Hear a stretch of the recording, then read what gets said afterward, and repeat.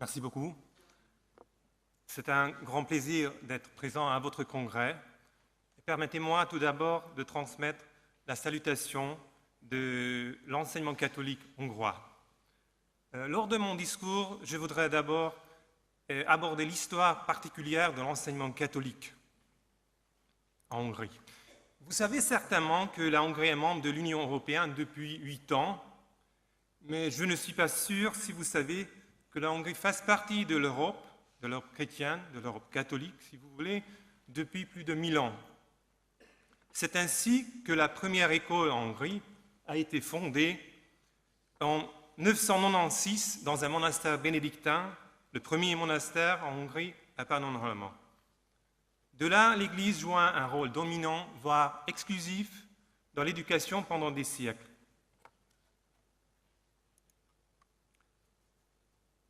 Au XVIe siècle, à cause de la réforme et de l'occupation turque, l'occupation ottomane, la Hongrie est devenue un pays pluriconfessionnel, voire multireligieux.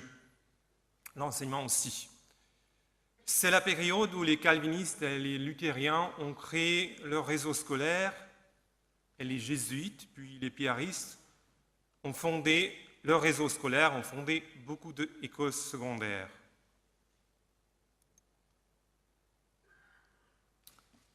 Plus tard, au siècle des Lumières, où tant la Belgique que la Hongrie étaient sous la domination des Habsbourg, donc on était ensemble,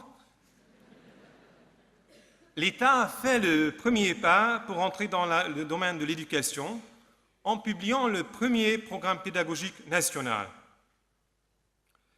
Mais c'est également sous l'influence des Lumières qu'au début du XIXe siècle, les congrégations monastiques, telles que les bénédictins et les cisterciens, ont été obligés d'entreprendre des anciens lycées jésuites pour être utiles à la société.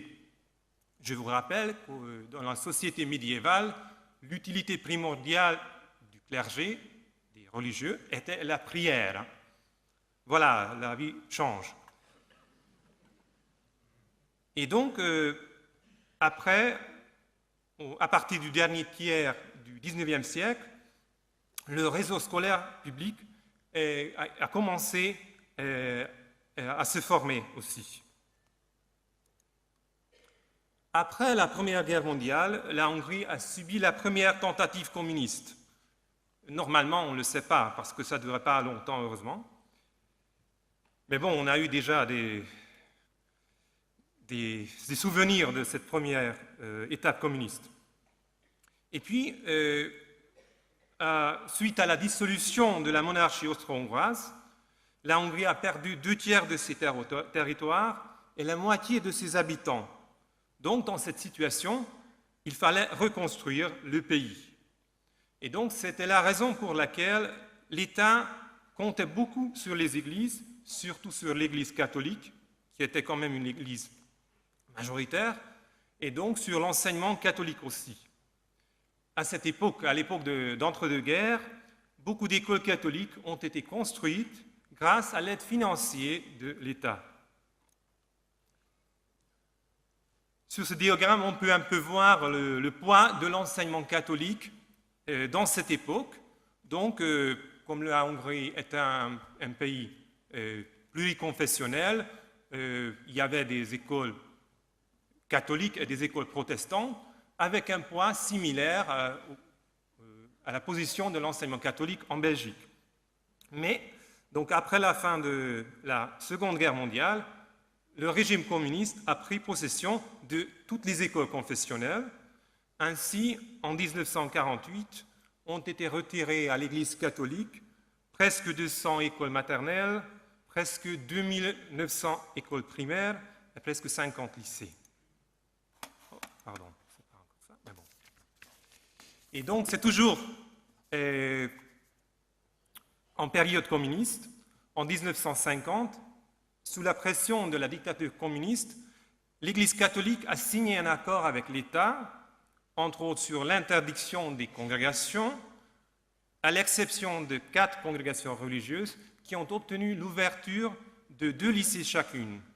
Ces 8 lycées assuraient la transmission de la tradition de l'enseignement catholique pendant tout le communisme.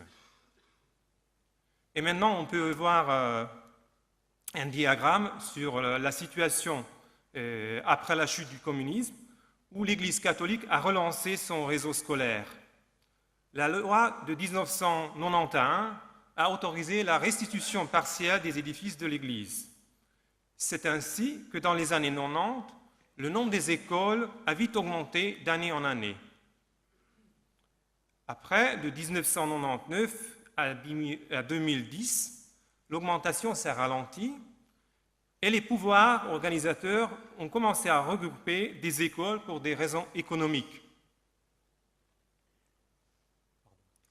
Voilà, donc on peut mieux voir les deux chiffres.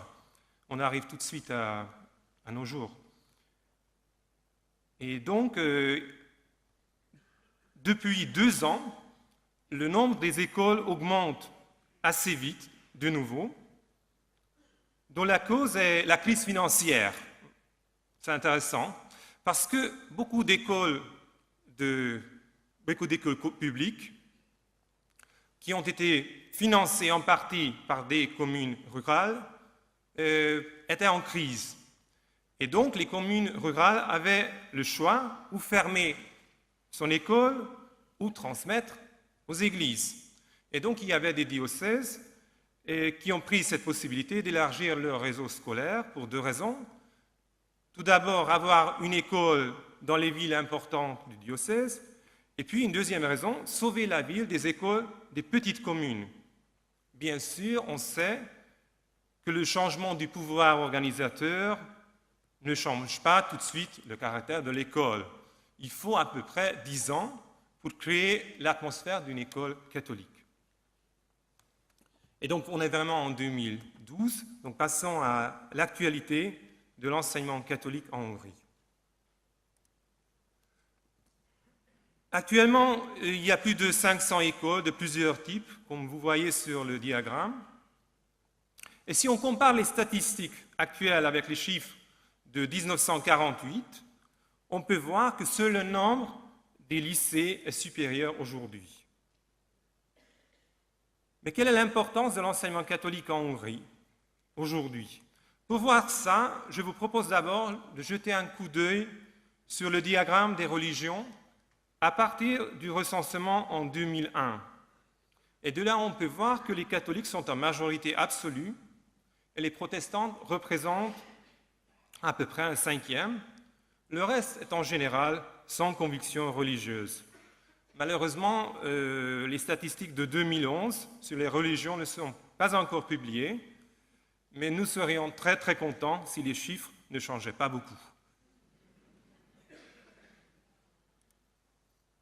Alors, ce diagramme nous montre que l'importance de l'enseignement catholique est aujourd'hui beaucoup plus petite en Hongrie que chez vous en Belgique francophone.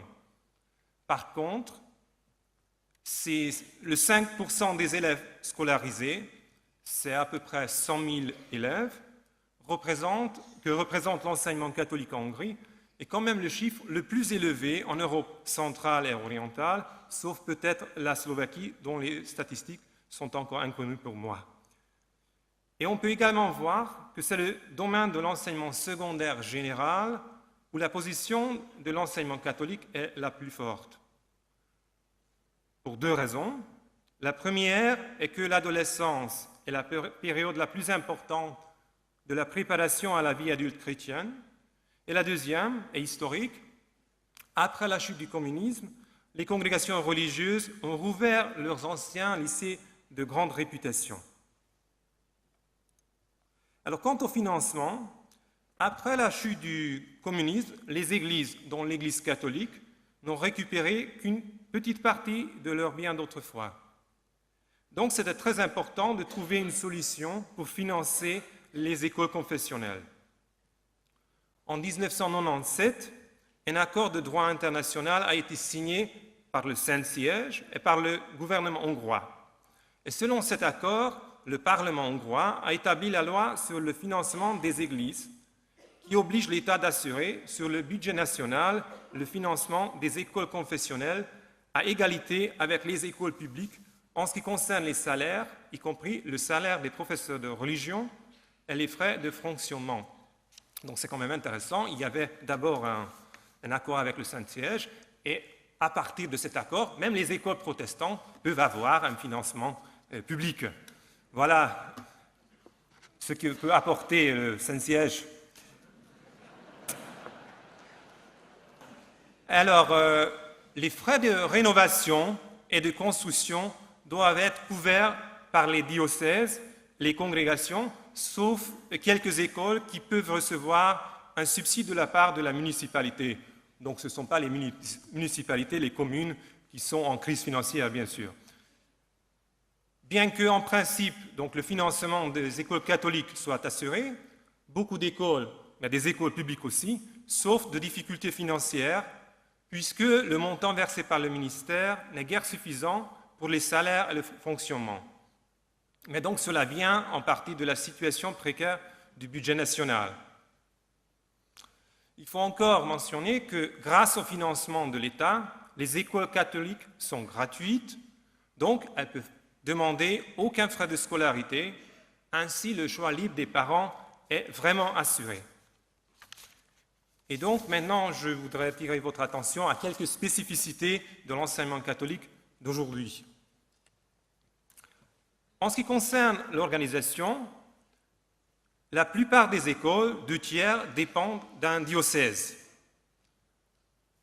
Et puis le reste, c'est surtout les congrégations religieuses, il y a quelques associations. La responsabilité du pouvoir organisateur est très grande. Il approuve le projet pédagogique de l'école, il assure le financement, parce que c'est par le pouvoir organisateur que le financement public arrive à l'école. C'est le représentant du pouvoir organisateur qui nomme les directeurs, et le pouvoir organisateur doit également contrôler l'administration et le travail pédagogique de son école. Cependant, les pouvoirs organisateurs ne sont souvent pas capables, et surtout n'étaient pas capables il y a 10 ans, d'assurer ce contrôle. C'est pourquoi la Conférence épiscopale a fondé un institut qui a pour tâche d'aider les pouvoirs organisateurs et d'assurer le bon niveau des écoles catholiques. Cet institut est reconnu en tant qu'institut de pédagogie pour tout le réseau de l'enseignement catholique par le ministère de l'Éducation. Cet institut organise des cours de formation continue pour les enseignants de maternelle, de primaire et de secondaire, et aussi pour les éducateurs d'internat. Il y a des formations de plusieurs types, mais également cet institut organise des réunions pour les directeurs. Et lors de ces réunions à caractère informatif, on interprète des modifications dans la législation concernant l'éducation, mais ces réunions permettent également aux directeurs de partager leurs expériences et de renforcer ainsi l'identité catholique. Cet institut a établi un réseau national d'experts pédagogiques. Ces experts ont élaboré des propositions pour aider les écoles à préparer leur programme pédagogique, leur statut et leur règlement intérieur. À la demande des pouvoirs organisateurs, ils examinent le fonctionnement des écoles catholiques. Cet institut fait fonctionner un programme d'inspection complexe, donc non seulement pédagogique, mais financière et administrative aussi, qui vise à donner au pouvoir organisateur une image complète de tous leurs établissements. Jusqu'à nos jours, il n'y a pas une inspection nationale n'existe pas, et donc ce projet d'inspection sert comme modèle à l'État pour créer son réseau d'inspection. Et donc, c'est également la tâche de cet institut de rassembler les données de tout l'enseignement catholique, puisque le financement public est assuré à la base des données envoyées par cet institut au ministère. Mais ce qui distingue le plus l'enseignement catholique et l'enseignement public, et ça se trouve dans la vie scolaire et c'est la vie religieuse. Mais avant ça, je voudrais d'abord parler de deux choses qui sont également très importantes pour la communauté scolaire de l'enseignement catholique. Tout d'abord, c'est que les enseignants sont en général engagés, parce qu'en Hongrie, les directeurs peuvent choisir les nouveaux enseignants à partir de convictions religieuses. Ce n'est pas interdit pour le moment. Mais on ne peut pas dire que tous les professeurs sont chrétiens pratiquants.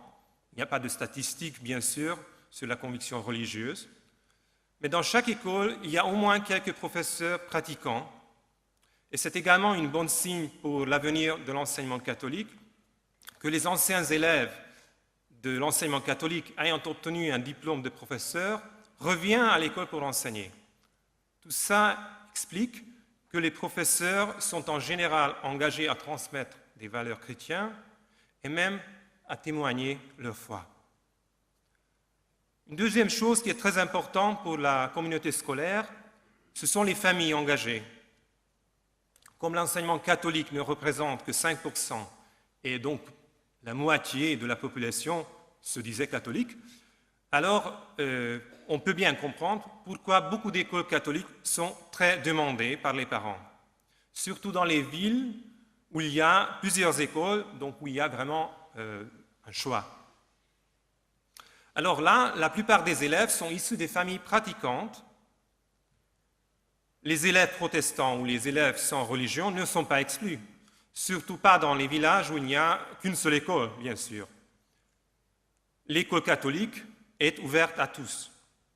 Mais c'est une réalité que la grande majorité des élèves est catholique. Dans beaucoup d'écoles, on peut compter sur l'engagement des parents.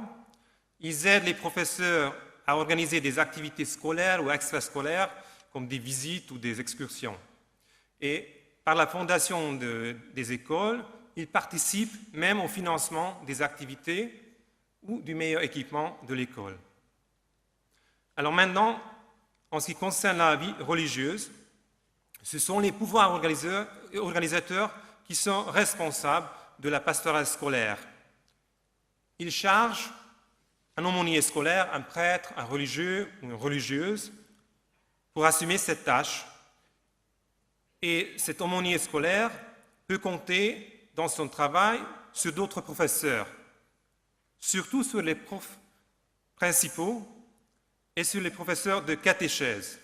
Il est à savoir que dans l'enseignement catholique, on peut choisir entre catéchèse catholique et luthérien ou calviniste, s'il y a la demande des parents. Il y a 2 heures de catéchèse obligatoire par semaine. Alors, ces gens organisent ensemble des journées spirituelles pendant l'Avent, dans le Carême. Ils organisent également des pèlerinages et des actions de solidarité aussi. Dans chaque école, il y a une messe scolaire par semaine ou une fois par mois. Et dans beaucoup d'écoles, on prépare les élèves au sacrement, à la première communion, à la confession et à la confirmation aussi. Dans les classes, il y a une prière du matin et une prière à la fin de l'enseignement. Chaque école a un patron, mais souvent les classes aussi. Et donc on organise des fêtes au jour du patron. En somme, l'école catholique en Hongrie est une place pour l'Église à accueillir des jeunes et à les accompagner à vivre selon la bonne nouvelle de l'Évangile dans une société de plus en plus sécularisée. Je vous remercie de votre attention.